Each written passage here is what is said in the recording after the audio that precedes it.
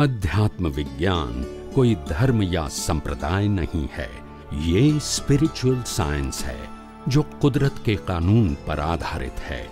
ये विज्ञान पूरे ब्रह्मांड के सभी रहस्यों को उजागर करता है और जीवन के सभी पहलुओं को समझने के लिए एक नई दृष्टि देता है।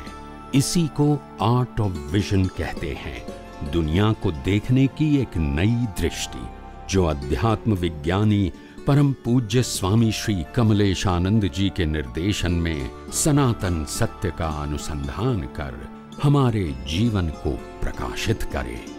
जय सच्चिदानंद। भाइयों और बहनों, मातृशक्ति को नमन। हमारा विषय सनातन सत्य, इसका मतलब universal truth, ultimate reality of this Cosmos, जो भूत भविष्य वर्तमान में कभी नहीं बदलती, परमानेंट होती, उसी का नाम सनातन सत्य। वही हमको परोसा जा रहा है। स्वामी जी जो भी बात बताते हैं वो सब सिद्धांत के ऊपर आधारित, सनातन सत्य के ऊपर आधारित, परमानेंट बताते हैं। और जो अवस्थाएं हमारी चल रही है वो सब टेम्परेरी है। आप कह रहे हैं कि टेम्परेरी जो चल रहा है उसको देखते रहो, उसमें ज्यादा डीप में नहीं जाना है। डीप में तो परमानेंट में जाना नहीं है, अनुभव करना है। आपके सनातन सत्य की एक विशेषता यह है कि क्रिया में ज्यादा हो रही है, होने दीजिए, होगी वो। आपका उसमें कोई स्वतंत्रता नहीं है। क्रिया को होने दो, भुगतान हिसाब परिणाम है, उसको चलने दो एज इट इज। और जो आप स्वयं हो उसमें भी खाली आपको एहसास करना है, अनुभव करना है। आपको उसके अंदर कोई लंबा चौड़ा पुरुषार्थ नहीं करना, मैं शुद्ध आत्मा हूं, ये रियलाइज करना, ये अनुभव करना है। यही सनातन सत्य की मुख्य बातें हैं। स्वामी जी, लोग अब धीरे धीरे उनका ज्ञान का लेवल थोड़ा बढ़ता जा रहा है, तो अब थोड़ा उसके हिसाब से प्रश्न भी जो है उसका लेवल भी थोड़ा बढ़ रहा है कि जो सारा हमारा अगर हिसाब किताब देखें तो वो नो ऑनरशिप नो डूअरशिप पे आता है। यानी व्यक्ति अगर अपने आप को अकर्ता समझे, यानी इस सृष्टि का वो अपने आप को यूजर, अपने आप को जो है उसका सफरर और गेस्ट समझे, गेस्ट ऑफ द नेचर समझे, कोई प्रॉब्लम नहीं है। आप एंजॉय कीजिए जीवन भर, पर मालिक मत बनिए। तो ये कर्ता भाव न होना चाहिए, जानते हैं, लेकिन ये सतत जागृति हर विचार में, हर मन से, वचन से, काया से करने में, व्यवहार पक्ष में, ये अकर्ता की स्थिति कैसे बनी रहे, उसके लिए हमको दृष्टि विज्ञान में क्या फिट करना है वो बताइए। क्योंकि अवस्था तो आएगी, चली जाएगी, पर दृष्टि में क्या फिट करना है वो बताइए। अच्छा प्रश्न है। अभी तक हम अज्ञानता से दृष्टि का क्या उपयोग करते, दृष्टि से क्या उपयोग करते हैं? ये मैंने किया या तुमने किया, ये मेरा है ये तेरा है, यही करते हैं। तभी तो राग होता है। तो ये जो दृष्टि है इसको कहते हैं आध्यात्मिक परिभाषा में, उसको मिथ्या दृष्टि बोलते हैं। जिस मिथ्या दृष्टि से मालिक की भाव कर्ता भाव होता है, राग द्वेष होता है और कर्म बनते हैं। अब ये मिथ्या दृष्टि को, मालिक की भाव कर्ता भाव को खत्म करना है। तो दृष्टि क्या होनी चाहिए और कैसी परिपक्व बनाए हम? तो हमारी दृष्टि होनी चाहिए, अभी जो मन वचन काया है वो तो कुदरती रचना है। अभी जो मन वचन काया मिला है वो भी कुदरती रचना है। आपके कर्मों के मुताबिक आपको बॉडी मिला है। बॉडी आप नहीं है, बॉडी कर्मों के भुगतान का साधन है। अगर आप पशु होने के लायक कर्म बनाओगे तो पशु नहीं देंगे, मगर क्या बॉडी आपकी है? अगर नरगति के लायक कर्म करोगे नरगति में बॉडी मिलेगा, तो बॉडी आपकी है। अगर देवलोक के अधीन कर्म करोगे देवलोक में जाएंगे, तो बॉडी आपकी है। बॉडी भी आपके लिए है, और वो बॉडी से वो कर्मों के भुगतान की कर्म भी नहीं बने हैं। कर्म तो पहले बने हैं, जैसे मनुष्य को मैं आया हूं और अभी मैं कर्म करूंगा, उसके भी बराबर मेरे को चारों में से एक गति मिलेगी। तो जो चारों में से एक भी गति मिलेगी, वो बॉडी तो कुदरत का ही होगा ना, क्योंकि वो तो सफरिंग के लिए मिला है। तो बॉडी भी हमारी नहीं है और बॉडी के भुगतान के संजोग भी हमारे, सत्ता संपत्ति संबंध और साधन भी हमारे नहीं। अज्ञानता ये है कि बॉडी हमारी है। क्या है? बॉडी, या तो हम बॉडी है, ये अज्ञानता है। तो सबसे पहली बात ये है, हम अपने जीवन के अंदर आध्यात्म मार्ग में आगे बढ़ने के लिए सभी अवस्थाओं को शरीर सहित, शरीर के संजोगों सहित और 5 ज्ञानेंद्रियों से अनुभव में आती पूरी सृष्टि भी, अगर हम कुदरती रचना ही देखेंगे, क्योंकि वो कुदरती रचना ही है, तो फिर कुदरत पनिश कैसे करेगी? कुदरती रचना है और हम कुदरती रचना देखते हैं, तो कानून तो कोई तोड़ते नहीं है। तो कानून नहीं तोड़ेंगे तो पनिश कैसे करेगी? इसीलिए जो मैंने आगे समझाया, आगे एपिसोड में समझाया कि जो भी जीवन जीने का एक संजोग होता है, पाप के माध्यम से, पुण्य के माध्यम से, वो संजोगों को अगर हम कुदरती रचना देख सकते हैं तो हमको इस जीवन में दिक्कत आने की कोई संभावना नहीं है। क्योंकि अगर प्रकृति या शरीर को दिक्कत आती है, मगर उसको हम कुदरती रचना देखेंगे तो वो दिक्कत नहीं है। वो दिक्कत वाली अवस्था, उसका भुगतान की क्षमता, उनके भुगतान के संजोग, ये सब कुदरत प्रोवाइड करेगी।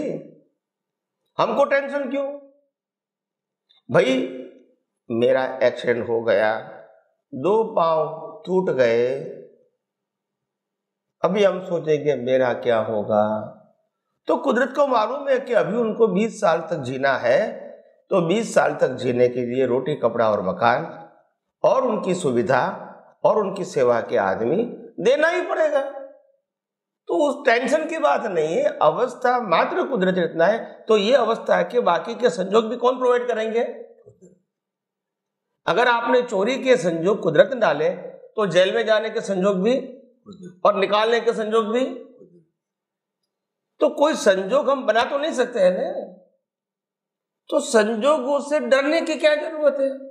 क्योंकि उसकी एग्जाम तो दे चुके हैं, चाहे वो सही है चाहे गलत है, मगर एग्जाम दे चुके हैं तो रिजल्ट तो आएगा।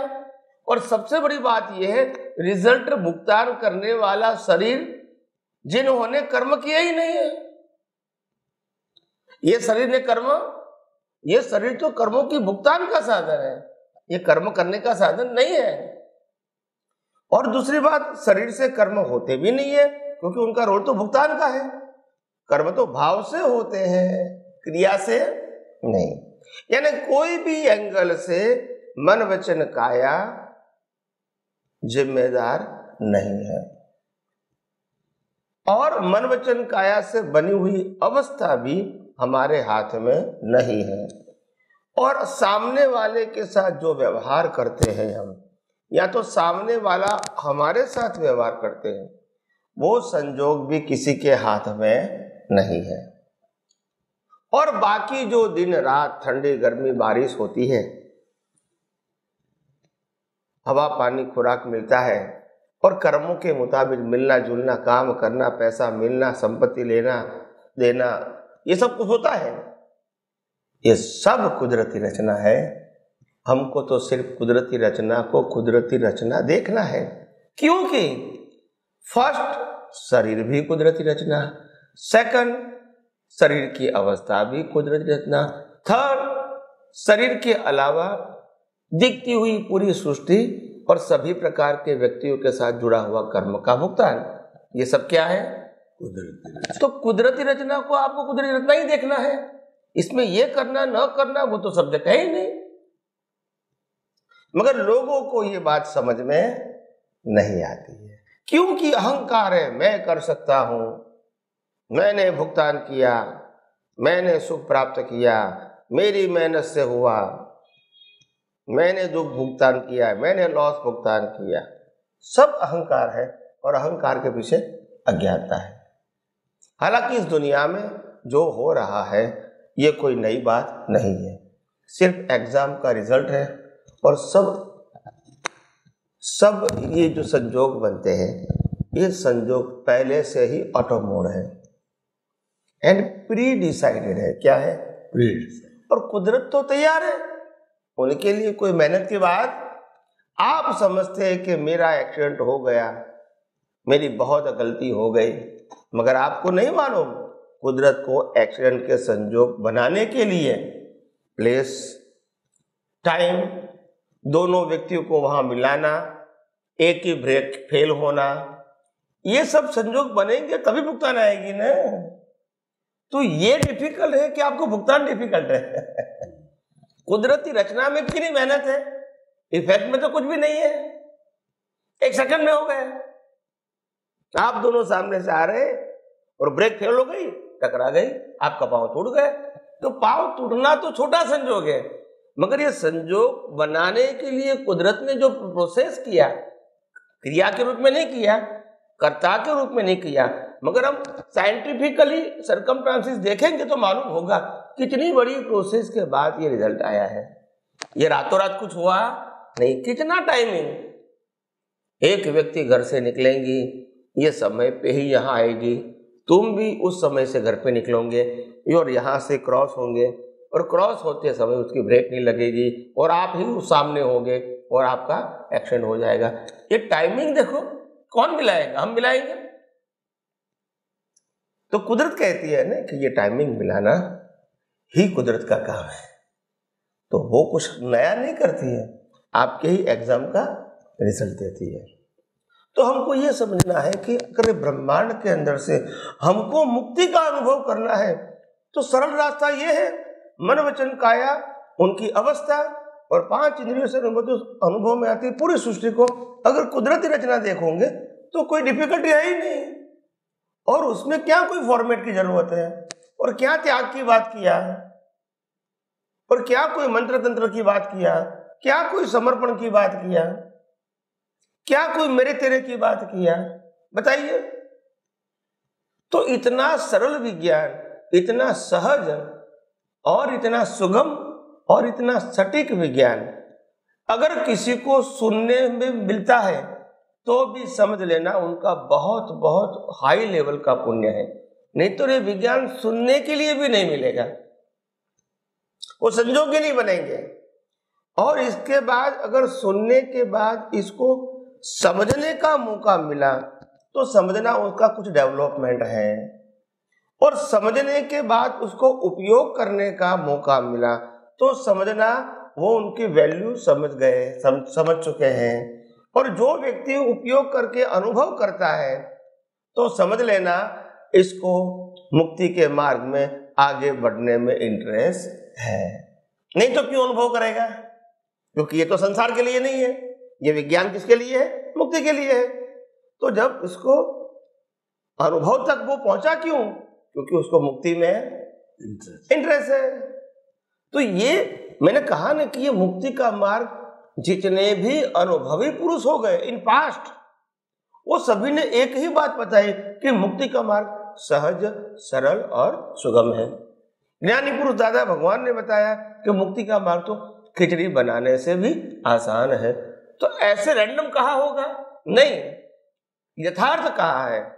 मगर ये भी कहा साथ में कि मुक्ति का मार्ग सरल, सहज और सुगम तो है ही, मगर उसका दाता दुर्लभ दुर्लभ दुर्लभ होता है। क्योंकि दाता का मतलब देने वाला नहीं, दाता का मतलब अनुभवी पुरुष, और अनुभवी पुरुष का स्वभाव ही किसी को देना है। क्या है? स्वभाव देना। वो देते हैं, ऐसा व्यवहार से बोलते हैं, वो देते नहीं है, स्वभाव। तो स्वभाव से दिया जाता है। और इसकी सरलता इतनी है कि अगर कोई उनकी बातों को न माने, विरोध करे, या तो एक ही प्रकार का प्रश्न बार बार भी करेंगे, तो भी वो तंग नहीं होगा, क्योंकि उसको मालूम है मैं इन लोगों को सनातन सत्य बता रहा हूँ, कोई किताबों का सत्य नहीं बता रहा हूँ। हो सकता है समझने में टाइम लगे, मगर उनकी भावना है तो अनुभवी पुरुष सिंसियरली उसको समझाने की कोशिश करते हैं। तो आइए हम यही विज्ञान को और आगे समझने की कोशिश करेंगे और अपना जीवन मंगलमय बनाएंगे। स्वामी जी, आपने सहज सरल सुगम मार्ग जो है ये सनातन सत्य का बताया, और बहुत सीधी सपाट बात आपने बताई कि आप अकर्ता बन जाइए, आप किसी चीज़ के मालिक मत बनो, आप जो इस सृष्टि के जो है यूज़र और सफरर और गेस्ट रूप में रहो, यूज़ करते रहो। जो आपने अर्न किया है वो भुगतान है, वो सारा यूज होता रहेगा। तो ये मिल्कियत किसी की न है, न थी, न रहेगी। All living persons are the user and the guest of the nature. तो ऐसा करने से अकर्ता भाव बराबर बना रह सकता। स्वामी जी, आपका बहुत बहुत धन्यवाद। अब समय थोड़ा बचा है तो मैं एक छोटा सा प्रश्न लेना चाहूँगा कि स्वामी जी, सनातन सत्य वो जो है हमने प्राप्त किया और अकर्ता की बात कही, तो ये जो हमारे मस्तिष्क के अंदर ये सतत बना रहे उसकी प्रक्रिया आपने सारी बताई है, लेकिन फिर भी ये कहीं भूल नहीं पड़े इसकी हमारे 24 आवर्स की मन वचन का ऐसे मुक्त ऐसा शुद्ध आत्माओं की दृष्टि में बिठा दिया, लेकिन इसकी हमको भूल नहीं पड़े। तो हमको क्या करना चाहिए? इस दृष्टि को एकदम स्थिर रूप में हम कैसे कर सकते हैं? वो थोड़ा सा समय कम है, संक्षेप में बताइए। बहुत सिंपल बात है। हर समय अगर हमको मुक्ति के मार्ग में आगे बढ़ना है, अज्ञान को मिटाना है और विज्ञान को अनुभव करना है, तो सिंपल बात है, जैसे श्वासोश्वास चलता है उसमें रटन करते रहो, मैं शुद्ध आत्मा हूँ, मैं शुद्ध आत्मा हूँ। बोलने की जरूरत नहीं है, चैंटिंग नहीं करना है, अंदर ऑटो मोड चालू रहना चाहिए, मैं शुद्ध आत्मा। जैसे श्वासोश्वास चालू रहता है, हम यहाँ अटेंशन नहीं देते, ऐसे मैं शुद्ध आत्मा हूँ वो ऑटो मोड रहना चाहिए, ताकि मैं कौन हूँ उसकी जागृति सतत रहे। और मेरे अलावा सब कुछ जो अनुभव में आता है, दिखता है, ये सब कुदरती रचना है और कुछ ज्यादा डीप में जाने की जरूरत नहीं है। अगर ये दोनों ही ज्ञान और दर्शन के रूप में जागृति रही तो मैं समझता हूं इससे आपको सभी प्रकार के प्रश्नों का समाधान मिलेगा, सभी प्रकार के अज्ञान को मिटा सकोगे, सभी प्रकार के नए कर्म चार्ज करने का समाप्त हो सकता है और जन्म मरण के चक्कर से आप मुक्ति भी पाके सनातन सुख की परमानेंट अनुभव कर सकते हैं। तो ये कोई डिफिकल्ट बात नहीं है, मगर ये बताने वाला जहां तक अनुभवी नहीं मिलेगा वहां तक तो गोल गोल गोल रास्ता इतना बताएगा कि आम आदमी को वो समझना और उसको अनुसरण करना उनके लिए पॉसिबल नहीं होगा। मगर थक के फिर क्या करेगा? जितना होता है इतना करते हैं, बाकी क्या करेंगे? तो और कोई रास्ता है ही भी नहीं उसके लिए। तो इसीलिए मैं कहता हूँ कि मानव समाज के लिए ये आध्यात्म विज्ञान वास्तव में एक वरदान है और वरदान कुदरत ने हमको दृष्टि के रूप में दिया है, अनुभव के रूप में दिया है और उसको पेश करने का संयोग भी कुदरत ने दिया है। तो मैं समझता हूँ ये विज्ञान लोग पाए, समझे, अनुभव करें और मुक्ति के मार्ग में आगे बढ़े, यही मेरी सबके लिए शुभकामना है। जय सच्चिदानंद। स्वामी जी, आपका बहुत बहुत धन्यवाद। मन वचन काया से मुक्त ऐसा मैं शुद्ध आत्मा हूँ और मन वचन काया तथा उससे जुड़ी हुई हर अवस्था मात्र कुदरती रचना और व्यवस्थित है। दो को हम श्वासोश्वास के साथ रखें तो हमारा मुक्ति के मार्ग की नींव लग सकती है। बहुत बहुत धन्यवाद। सभी श्रोताओं की तरफ से आपके प्रति कृतज्ञता, आपके प्रति आभार। जय सच्चिदानंद। जय सच्चिदानंद।